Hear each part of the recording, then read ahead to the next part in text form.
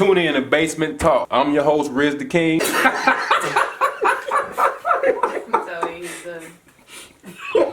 You gonna get this man to say something stupid. This is Gee Ray coming out of St. Louis. Look at my phone. It's an argument about the ride. Man, I'm telling you. So this is real life for me.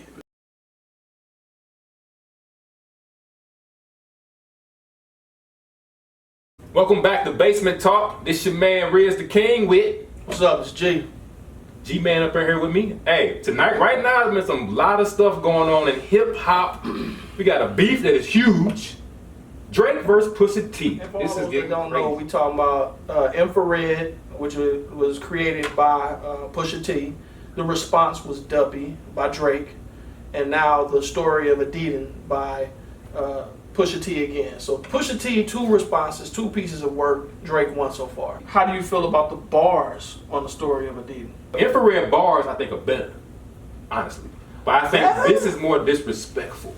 You know what I'm saying? Like Infrared made me think more. You know what I'm saying? I had to like go back and listen to it and read it to really figure out what he was trying to say. Right. On this one, I was like, I got it right away. You know what I'm saying? They hurt more. Exactly. They hurt more. They burn deeper. Right. He's calling out your fatherhood. He also mentions Drake's father. Talk bad about that. Right. Your father left when you were 5.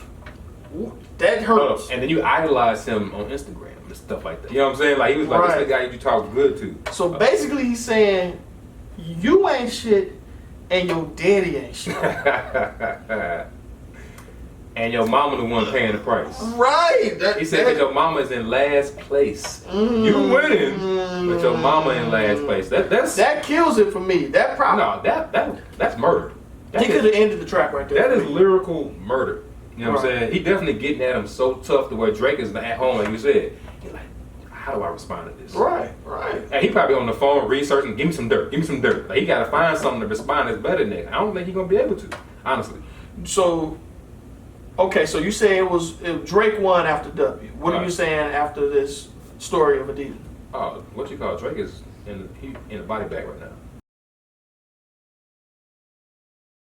The story of, I want to say, Adidon. You know I don't even care how you say it. Adidon, I don't know. It don't matter. I mean, I had heard it's a play on Adidas mixed with his son named Adonis. Right. Because something about Drake made a campaign for his son for Adidas, and that's what he called it. So it's like a mix. Well, he's sneaking out there. He putting it out there that he has a son, but he doesn't reference his son and his life and his. I never heard of his son and his music. Most people didn't even know he had a son. No, I didn't know. So I heard the rumors, but I didn't know it was official. Right. You know I think, me personally, I think it's his business. You ain't got to know everything about my personal life. You ain't got to. But as far as Pusha T going forward and mentioning that, is that below the belt? Mentioning his son? Mentioning his son. Well, based on what Pusha T said, he mentioned his son because Drake and Duppy said his fiance's name. Right. So, like I said, I mean, to me, the fiance name wasn't that bad. You know what I'm saying? Like, I think he said, I'm a ring on you, like Vanessa Williams or whatever her name is. I don't know. Right. Virginia Williams, I think. Right. You know what I'm saying? So, but he's still mentioning his he fiance. still brought it up. He's making it, now it's personal. Right. Exactly. Right. Exactly. So, once you start saying people's names, like, maybe people didn't even know Pusha T fiance name. You know what I'm saying? Now people know it. So okay, people know this about me now. Okay, let them know about you now. You know what I'm saying? So to me, it wasn't like you rapping. If you rapping, everything go to me. Drake has some stuff he has to explain. How did you feel about the blackface? Because we ain't said nothing about that yet. Man, why'd you do it? You know what I'm saying? Right. Had you ever seen that picture before? Never seen it before. Never seen it before, and I guess it's not Photoshop.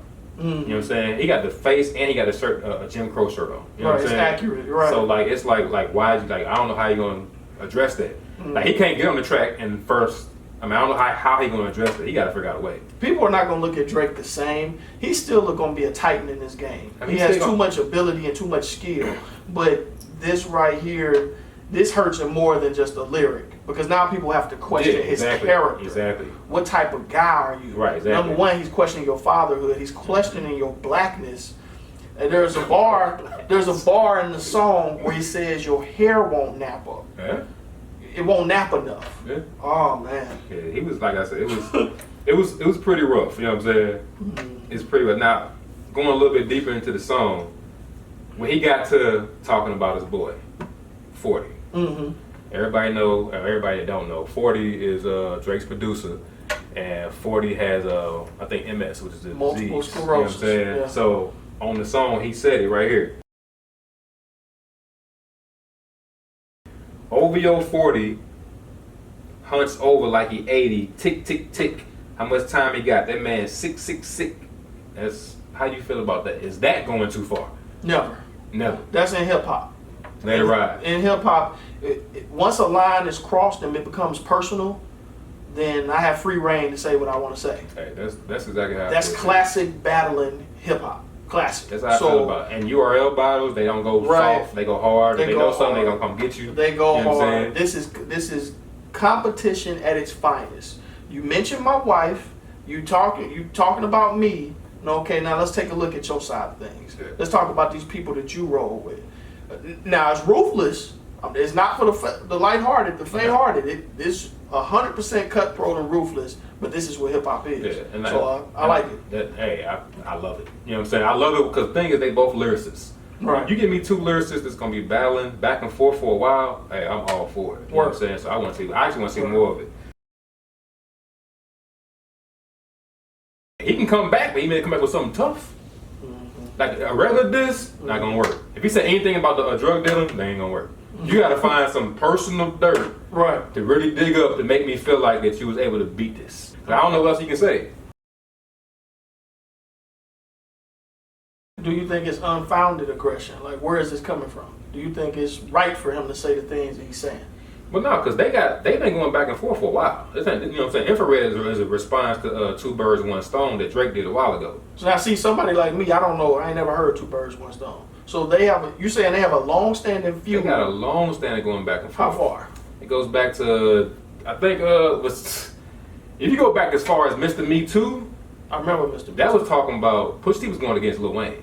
Right. So ever since then, like, he always had beef with Cash Money just from there. Okay. And then he put out Exodus, going at Baby, Lil Wayne, Okay. Exodus 23, Okay. You know what I'm saying? There's So then Drake started throwing shots at him, trying to like make up for what Lil Wayne wasn't doing. Because Lil Wayne wouldn't put nothing on wax for real.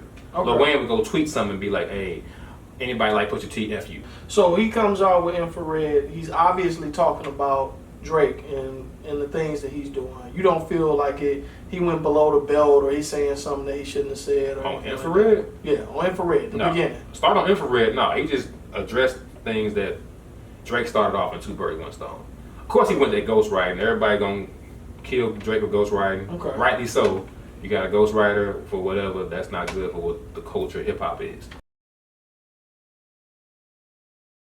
A couple songs on one of Drake's mixtape. I think it was I don't remember which one, but he would actually, like, Drake would send him a beat. You know what I'm saying? Or what would come back with, like, he would rap over the beat and like give him like some kind of cadence. You know what I'm saying? Give him like, this is how you should do it. This is what it should sound like. A cadence. You know what I'm saying? So you trying to tell me he created songs for Drake, not just words, not just writing down words on a paper. No, but gave him a blueprint or an outline of how to create a how song. you should attack this beat. You know what I'm saying? Wow. So then Drake, if you listen to the reference song, like he had his highs and lows in his voice, and if you listen to how Drake did his song, I think it was 100 Bands. I'm not sure. I got to go back and listen to it, but I want to say 100 Bands. Right. And oh boy would like hit the right words and certain sounds. You know what I'm saying?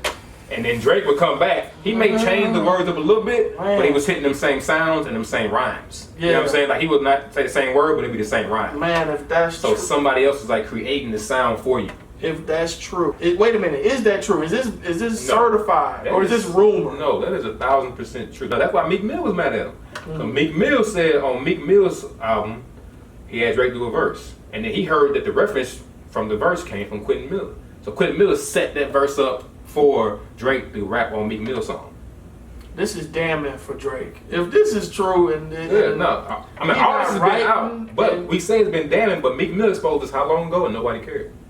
Yeah. Remember? Yeah. You know what I'm saying? So it really wasn't damning for Drake yet. Yeah. You know what I'm saying? That's true. Meek Mill exposed it, but he didn't deliver like how Pusha T is delivering. Right. That's what I'm saying. Pusha T is not only saying it, he's delivering quality responses that are backing him up. Like his ability, he has the ability to not just say it, but I'm gonna say it, I'm gonna bring it to the masses, and I'm gonna also give them something pleasing to listen to. Right.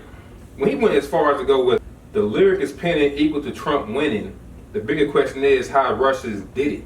I see that. Okay. So what he doing there? He trying to tell you like this guy didn't win, but how is he really winning? Like, I feel like he, like, you know what I'm saying? Like, he trying to fool so y'all. throwing shade on his success. His success, and same time, like, you know, current events, like Trump ain't nothing. You know what I'm saying? Right. Like, he won on some shady stuff, and so is Drake winning on shady stuff.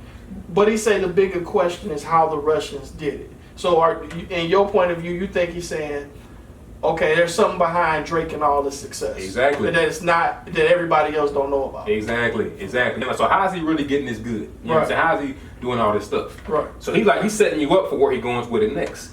It was written like Nas, but it came from Quentin. Everybody know Quentin Miller is a guy that was... He's involved in the controversy, right? Had the reference track for a couple of Drake songs that came out. Right. And so he's like setting you up, let you know, like, hey, y'all loving this dude, but how's he really getting here? He getting help from this guy Quentin. Right. So to me, that's dope. He went straight for him, let him know right away, hey, I know what you about. You trying to fool the people.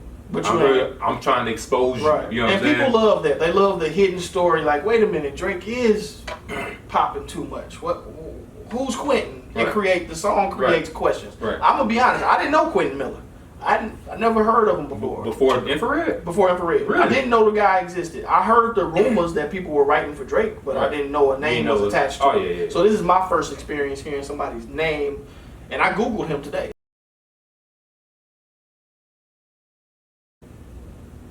I gotta say Infrared is number one. One for me. Just because of the production, the beat itself is classic. The beat is dope. Kanye made a fucking beat. You know what I'm saying? Now, Pardon my French, but he made a beat. When I listen to the bars, the bar play matches the beat. It's just overall overwhelming. This is a great piece of work. Infrared is a classic. Oh yeah? Infrared is the best song in the series to me so far. The production, the wordplay, the bars, the best so far.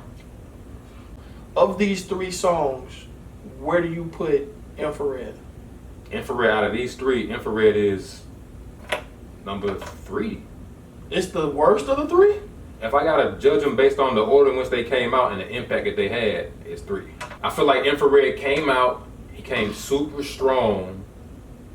Like, just the lyrics. I mean, he started off talking about the game is fucked up. You know what I'm saying? He let you know right now, like, hey, this is messed up what's going on right now. I'm talking about you, Drake. Right. So I appreciate his aggression from the start. I'm jumping out right at you. It takes somebody to really listen to the words to really figure out where he's going with stuff. At the mercy of the game is where the code is missing. And so basically he's looking at it like everybody's like, the game is different. You know what I'm saying? And nothing we can do, the game is what it is right now. You know what I'm saying? But the code of not having Ghostwriting stuff is gone now. Like nobody, that's what he just said. Meet me in exposure and nobody cared. You know what I'm saying? But back in the day, that would be a problem. Right. So he's actually admitting that stuff. And then he said when the CEO is blinded by the glow, it's different. The CEO, Drake, OVO, all he care about is the money. He don't really care about, you know what I'm saying, actually trying to be the one to put this music out. You know what I'm saying? He care about, let me help me get a song out. If I need help, whatever, let me get it out. What people don't know won't hurt them. Right, you know what I'm saying? But he even came back and said, I believe in myself and the Coles and Kendrick. So he giving Cole and Kendrick props of being real hip-hop, trying to make hardcore hip-hop songs. You know what I'm saying? Looking at the lyrics, that is pretty, that's a shot. Believe in myself and the Coles and Kendricks.